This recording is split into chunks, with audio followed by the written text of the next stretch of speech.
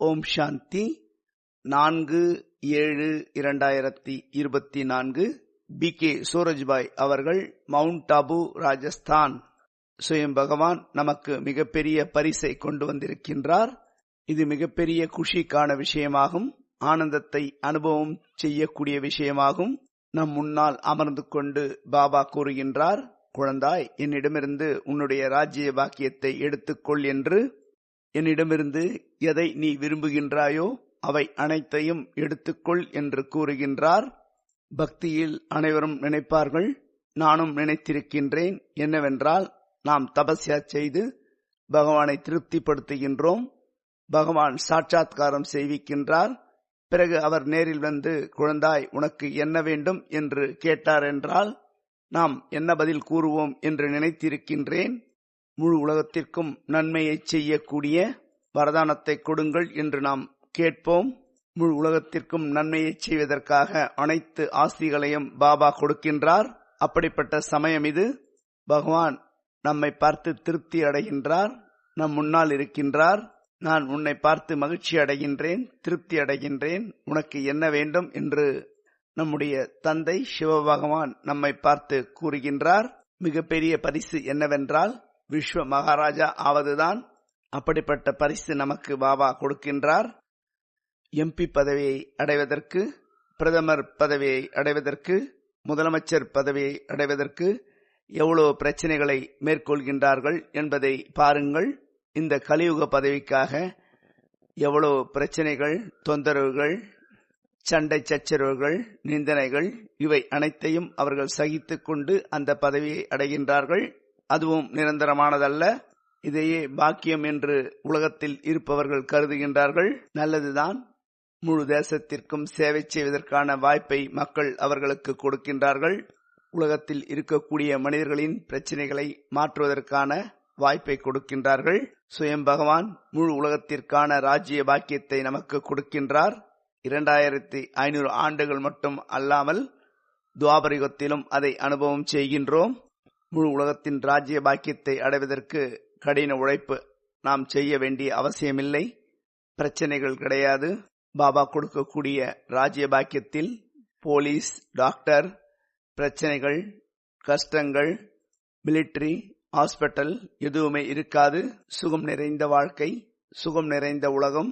இப்படிப்பட்ட விலை மதிப்பு வாய்ந்த பரிசை நீங்கள் பெற விரும்புகின்றீர்களா? உங்களுடைய பாக்கியத்தை சற்று சிந்தித்து பாருங்கள். உங்களுடைய லட்சியத்தை முன்னால் வையுங்கள். பகவான் நமக்கு கிடைத்துவிட்டார். அவருடைய சத்திய ஞானம் நமக்கு கிடைத்திருக்கின்றது. அவர் மகான் லட்சியத்தை நமக்கு கொடுத்திருக்கின்றார். இதற்கான விழிப்புணர்வு நம்மிடம் இருக்கின்றதா? பல பிறவிகளுக்கு அவரிடமிருந்து அனைத்தையும் நாம் பெற்றுக்கொள்ள முடியும். பல பிறவிகளுக்கு அவரிடமிருந்து நாம் எதை பெற்றுக்கொள்ள வேண்டும் என்பதை சிந்தித்து பாருங்கள். அந்த அளவிற்கு சக்திகளை பெற்றுக்கொள்வோம். பல பிறவிகள் சக்திகள் நம்முடன் இருக்கும். பலருக்கு சக்தியை கொடுத்து சுகத்தை அனுபவம் செய்விப்போம். நம்முடைய ராஜ்ய பாக்கியத்தை நாம் உருவாக்கிக் கொள்வோம். பிரஜைகளுக்கு சுகத்தை கொடுப்போம். சாம்ராஜ்யத்தை உருவாக்குவோம். நம்முடைய வாழ்க்கையில் முழுமையான அமைதியை பெற வேண்டும் என்று நாம் விரும்புகின்றோமா? சம்பூர்ண தூய்மையை அடைய வேண்டும் என்ற விருப்பம் நமக்கு இருக்கின்றதா? தூய்மையின் சக்தி நமக்கு தேவைப்படுகின்றதா? கண்டிப்பாக நமக்கு தேவை. இவை அனைத்தின் ஆதாரத்தில்தான் சொர்க்கத்தின் ராஜ்ய பாக்கியம் நமக்கு கிடைக்கின்றது. சாஸ்திரங்களில் நாம் கேள்விப்பட்டிருக்கின்றோம், படித்திருக்கின்றோம். சாம்ராஜ்யத்தை அடைவதற்கு அநேக ரிஷிமுனிகள், ராஜாக்கள் தபஸ்யா செய்திருக்கின்றார்கள். பலவிதமான பிரச்சனைகளை மேற்கொண்டிருக்கின்றார்கள். பலமுறை போரிட்டும் அவர்களால் வெற்றி பெற முடியாமல் இருந்திருக்கின்றது.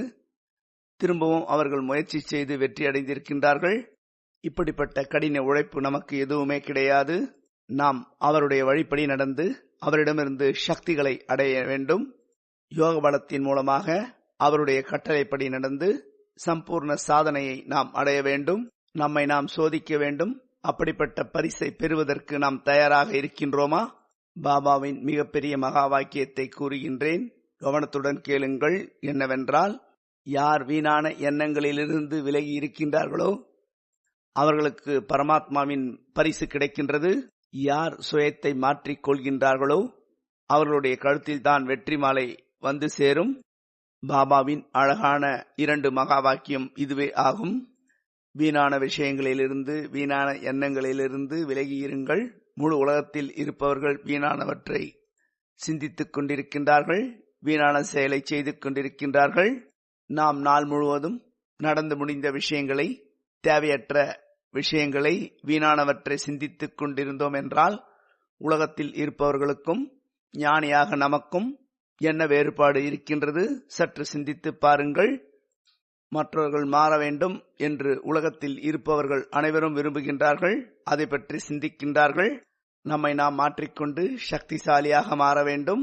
நம்முடைய சம்ஸ்காரத்தை சுகம் தரக்கூடியதாக, வள்ளத்தன்மை உள்ளதாக, அனைவருடைய பாக்கியத்தை உருவாக்கி கொள்ளக்கூடியதாக மாற்றிக்கொள்ளுங்கள்.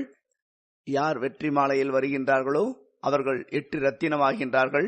அவர்கள்தான் முழு உலகத்தின் மீது ராஜ்யத்தை செய்வார்கள்.